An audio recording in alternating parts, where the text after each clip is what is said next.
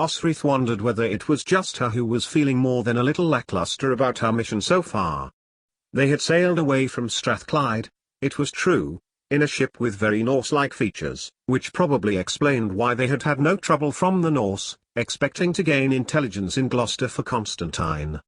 The most they could take back was the news that Ethelhelm had been allowed to preside the Witan for, presumably, Mercia, and that Aethelstan and Ethelfled were campaigning in Cester. This land used to be Cymric, Hywel told them, after they had finished their drinks in the alehouse and were now walking in the open plain which opened out to the south of Nthsefn. The sun was high now, and it irradiated them all with an unseasonal warmth. A flock of sparrows swooped past them, as Hywel nodded forward. Somerset. All the way down into Devonshire and Cornwall, far away. I grew up just over there. When I was a child, all of the land here was owned by Britons. Britons farmed, Britons fished, Britons traded. Then Wessex campaigned west and added British lands to their country, giving it to strong lords to rule. Are we here for a sightseeing tour? Grumbled Angus, unhappily in Gaelish to Osrith as he stumped behind her. Osrith turned and smiled at him. We might be. He promises us Hywel, she conceded. There can be no enemy spies in this country to hear what we discuss, Hywel replied, catching Angus's gist, and Osrith translated it back to him. The huge Strathclydian Mormor looked at Hywel, as if he were growing to hate the priest, then shrugged, and nodded to Osrith. We have come a long way for you to tell us Hywel is bonded by treaty to Wessex, she told him. I was at Tenhulg, he came and honoured his alliance. So does this mean Wessex is about to supply men to Deheubarth for him to attack Aberfraw? Hywel threw back his head and laughed. No, he qualified. Hywel wants something much more than that. He fell suddenly silent, beforehand, if you noticed, though you may not have known, Anarord was not at Tenhulg. He hates the Mersons. Ethliad, Sheolf, right back to offer, having curd in the north of Wellies and raided so often that all of Gwynedd kill any man on sight suspected of being of Mercia. Hywel stopped walking suddenly and turned to Osrith, then put his hands out to her jerkin, patting over her chest. OSHRMM of 3 blades leaving scabbards made him step back as Osrith pushed his arms away. Forgive me, but the last spies I dealt with had concealed weapons, Hywel told her. And I wanted to make sure that. But Osrith was pulling up her shirt, so her baby bump benefited from the weak November sunlight. Hywel stared at her stomach and then back to Osrith, as she stared defiantly at the priest. Dimstjan. Osrith shouted back, harshly, mixing up her languages. She was tired, and to her, the trip seemed pointless. Hywel, who had got a quick glimpse of large teats on rounded breasts, fought away images of spread-eagling a woman who once looked as Osrith did, holding on to her firm roundness and plunging himself into her ripe folds.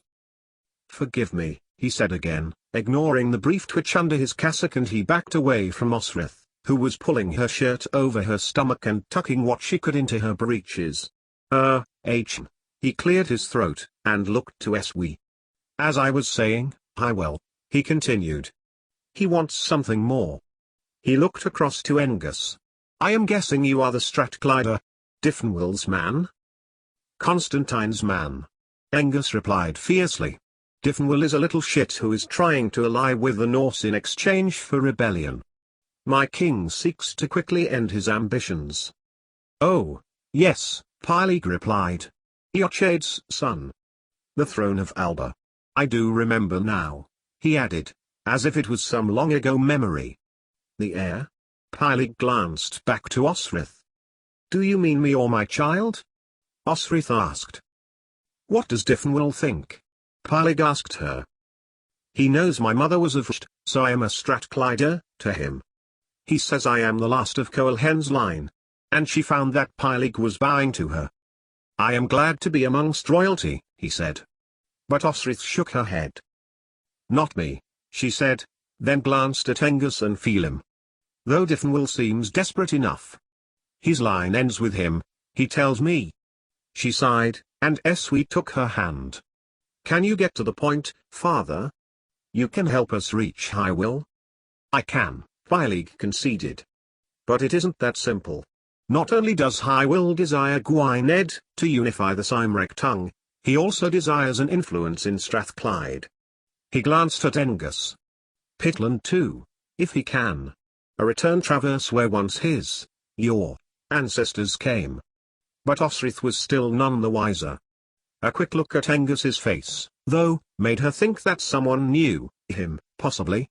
But she was too tired to think, and she was hungry. So, you can take us to Hywel, back to Wales, Osrith made an attempt to conclude. Indeed, Lady, Pylig replied. Tomorrow. Dawn. On your ship. We board separately, you, your warriors, me. If spies are on us, and there will be, firstly, there will be none in my alehouse. Secondly, there will be nothing to report. Pylig met with warriors. Pylig drank with warriors. Pylig boarded a ship. So, she would have to be patient. And the generous priest invited them back to the alehouse for the remainder of the day and the evening, promising beds, promising food. 88,888,888. Osrith was glad to be sitting with Pylig's wife that evening, as their two elder children, both in their young adulthood, kept the bar. Phelim, Angus and Eswi sat with Pylig on more comfortable chairs than in the main alehouse, beside a newly stoked wood fire by a hearth, and they sat at the other side. Half, a little younger than Pylig, and probably no more than 10 years older than Osrith, combed through Osrith's short, stubby hair and styled what she could with Eric's jewel. She spoke to her in Cymric, but Osrith could not discern a lot. It seemed that some of the words were similar to the Cumbric she had learned, but the words seemed to be in a different order, and occasionally completely different. But they managed to get by, and Haf, who was nothing like the beautiful, little blonde-haired servant she had met with the same name in Caeligwylid, looked at Osrith with chestnut-brown eyes, her long black hair, greying in places, plaited down her back. Plant, Haf said, and made to touch Osrith's stomach. Belash, no Gaelig? Osrith asked, forgetting the language she was speaking in. Mabwyfurch? Haf laughed. Of course it was a boy or a girl, but that was not what Osrith meant. Mab, Haf said, touching her stomach. Pedwar Mab, wide or Murch, she told Osrith, she and Pylig had 4 sons and 2 daughters. Grown up now, Osrith noticed, as some of them were working in the bar. And these were, presumably, some of their grandchildren, sitting with one another, 2 very small ones under a fir. A bigger girl invading Haf's lap between her and Osrith, giving her a look of challenge. This is my grandmother, go away. Osrith laughed, and then winced, holding her side. The day had been tiring and the bed in the alehouse had been very uncomfortable. She is a beauty, is she not? Pylig asked, as the men, on their third ale, were more amiable with one another than they had been that morning. He liked plump women. Haf had been like that once, until the care of the alehouse and of their children and grandchildren burned the flesh from her, and she was now thin and pale. He clutched the air in front of him, imitating holding breasts. Angus and Phelim roared with approval. Eswi smiled, glanced at Osrith, and then back at his ale. I would have had her on her back by now, Angus boasted. Those tits in my hands, working them. My sword pushed right up onto her scabbard. No you wouldn't. Phelim scoffed. She would have gutted you before you even laid a hand on her. There, my Pictish friend, we agree to disagree, but, he took a sip of the ale. It was good, sweet, softly bitter, a good flavor even if it was Merson beer, as you know, she is our king '*s. Always has been Constantine's. And the child? Pylig asked. Constantine's also? She says not, Eswi replied, quietly, but firmly. I can attest she has not been near the king for nearly a year. Pylig looked across to the Gale, then nodded. However, a common assumption. He thinks it is, Phelim added, flexing his fingers around his ale, before drinking deeply. Understandably. Angus put in, snorting into his drink. He nailed her when she was just ... let me see ... 11? 12? Hugh. He added, thinking about a girl of a similar age that he had taken, all taut and firm under his eager fingers and tight-cunted, which drew his foreskin backwards and forwards in an unbelievably toe-curling manner, and caused him to lose his load into her in a very short time. Whatever had happened to her? He wondered, idly. Then, Pylig concluded, it would do Osrith well to allow that common assumption to be ... commonly assumed. He bent his head. Do you confirm, Engers Naltklut, that you did see King Anar roared with ... the child, at Bardney? Engers, whose thoughts had still been on the filthy side, shifted his mind to Pylig and the priest's question, the ultimate question, he supposed. Aye, he replied. Oh, he was there, all right, with his grandfather, his uncle Hywel, going in for the feast. We just about managed to avoid them, despite the king's best efforts. They did not see Osrith? Engers shook his head. We were assailed by then, he confirmed, and Phelim and Eswi nodded. You see that man over there? Pylig said, keeping his eyes determinedly in the other direction. The one by the door? Phelim turned to Pylig, and narrowed his eyes. You said we could talk freely here. He challenged, putting down his jar of ale, firmly. As a distraction, Pylig beckoned to a young man, and pointed to the ale pot. Idris, my son, another, for this good man here. Pylig clapped Phelim on the back, and drew him to him. The young man, dark hair to his shoulders and the same features and all-encompassing grin as his father, took up Phelim's jar, and Engers's too. Eswi was making long work of his own, and Pylig glanced to him, a flash of discomfort on his features. Hywel's man. He is meant to see us, I want him to see us. I want him to know we are all here, together in Gloucester, preparing to meet the King of Deheubarth. He glanced to Engers, and then to Eswi. He will see what I want him to see. And in the morning, when we sail the place once called Dyft, we can speak more freely. Pylig broke off, as his wife approached. Osrith, wrapped in her cloak, stood beside her, her face pale and pallid. Osrith will remain here, Half told Pylig. You, and the men can sleep in stables while I take care of her. What's wrong? Asked Eswi, reaching for Osrith. She smiled at him, weakly, and reached out a hand for a moment. Just ... sickness, she replied.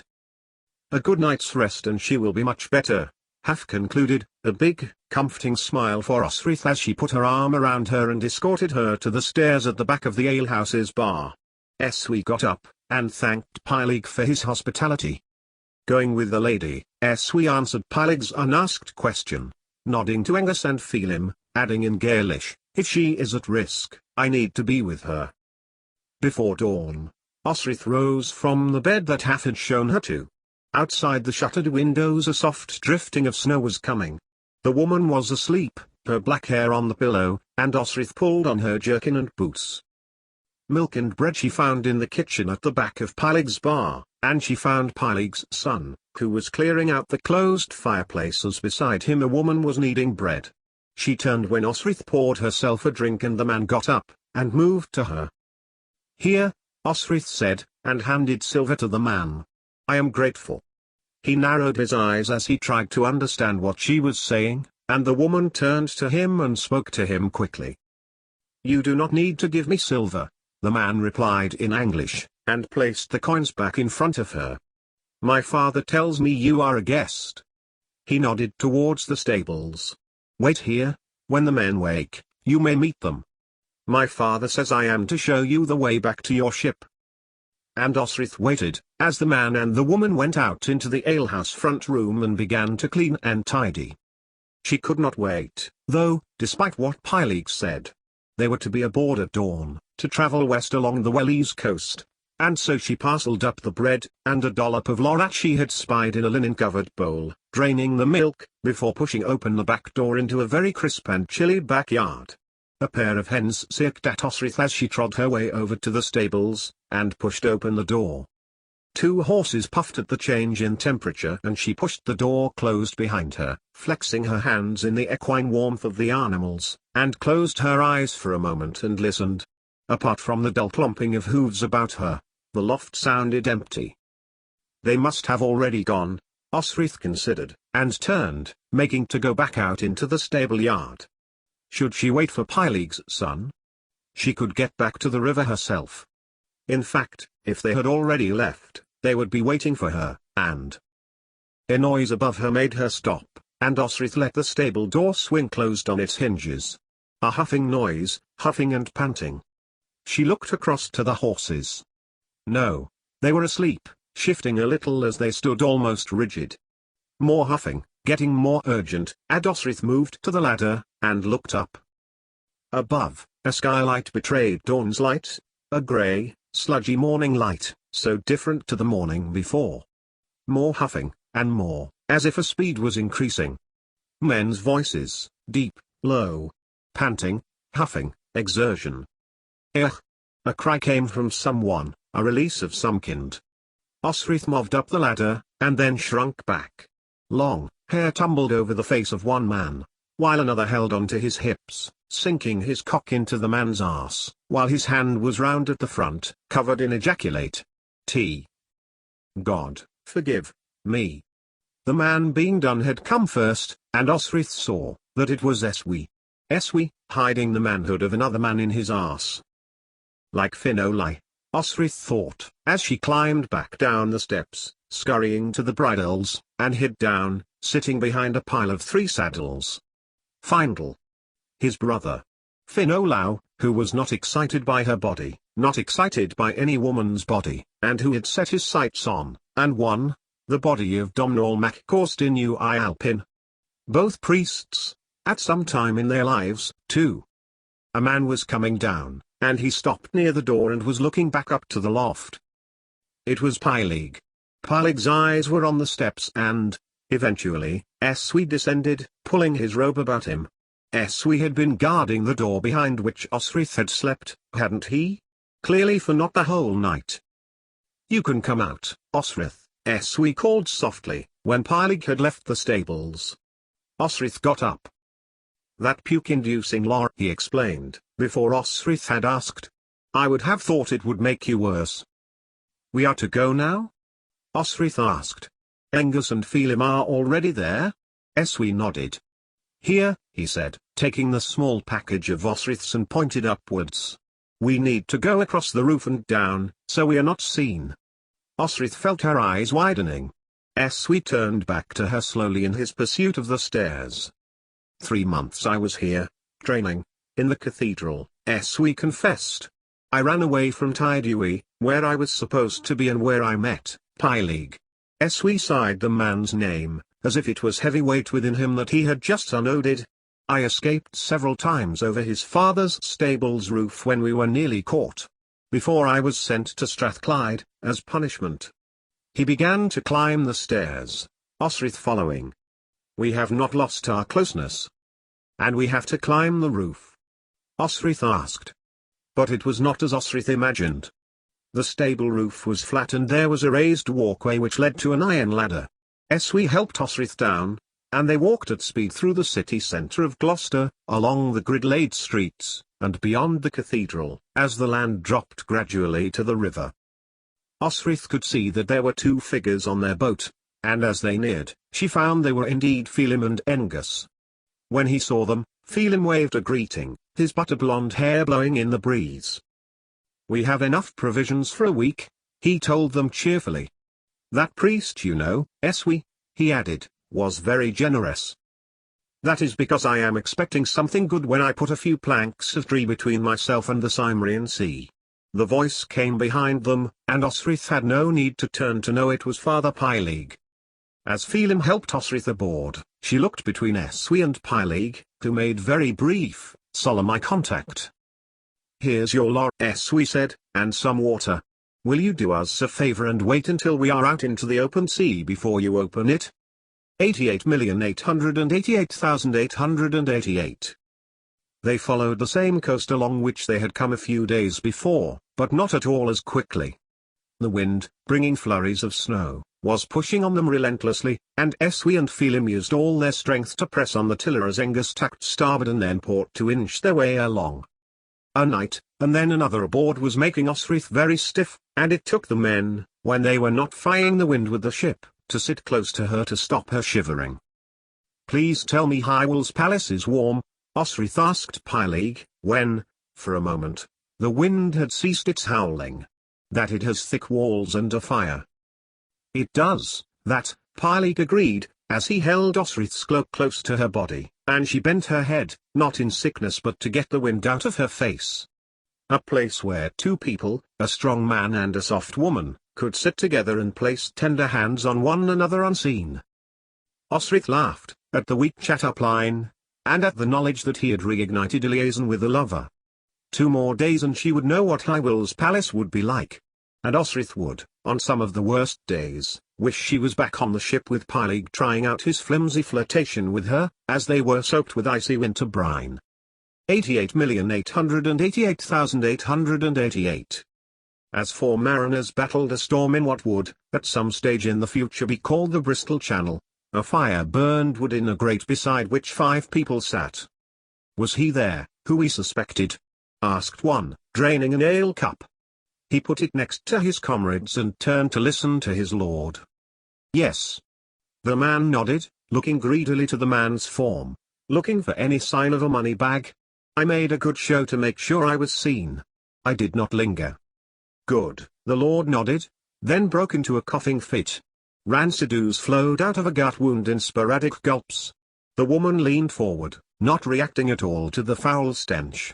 "And you know where this blade is?" "Ice Spite," the Dane replied. "He was there for the silver, nothing more. It is in a wild place, full of savage people," he added, licking his lips. The lord leaned forward and hacked his cough again. "I know this, because it was mine," the Dane said, "stolen from me, used on you. And when you have found it, and used it," he added, looking at the healer woman.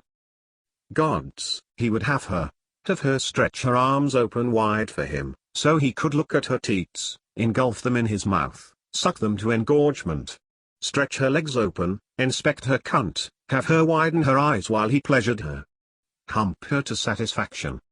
He looked back to the Lord, who was clearly well on the path to death, yet, the man did believe in the curse of the blade. As did he, himself. "Destroy it. Break it into pieces and throw it into a lake, do no get it reforged, or the misfortune will be bound to the new piece. Listen," he bellowed, as the Lord bent double. But Uhtred was in too much of a coughing fit to either speak or to listen. Pain had caused his pallid complexion to be sheened in perspiration. "Leave him," Eadith told Heston, who backed away, but only an inch. "My money?" he prompted. "Take it," snapped Finan, who hoiked it out of Uhtred's pocket, his eyes returning quickly to his lord. Heston did not linger, and he soon pushed open the door of the Swan. "Keep it closed," Sihtric ordered, when the door swung open again, and Finan crossed the straw-lined floor, taking up a chair and wedging it under the latch. "Get him upstairs," Eadith called, as Uhtred swooned, but then he waved off Osferth and Sihtric, trying to stand by himself. She turned to Finan who, even now, after all the time that had elapsed, still made her catch her breath. He softened his features, which confessed his fears. "He is getting worse," Finan declared, pacing on the spot, which is what he did when he was really scared. "Really?" Eadith made to put an arm on his, but then thought better of it. "We need to get to this place, in Wales," Eadith told them. "Ship would be favorite, a covered ship. Can you get one?" Finan stopped pacing, and then looked at her. "Yes, there are many we can steal." He had his eye on an oarswan, sitting in the harbor, seemingly abandoned. She caught his eye, and Finan, caught off guard, softened to her. "I will be with Uhtred. He will need me," Eadith murmured, as Sihtric called for her from the stairs. "You know now where we need to be."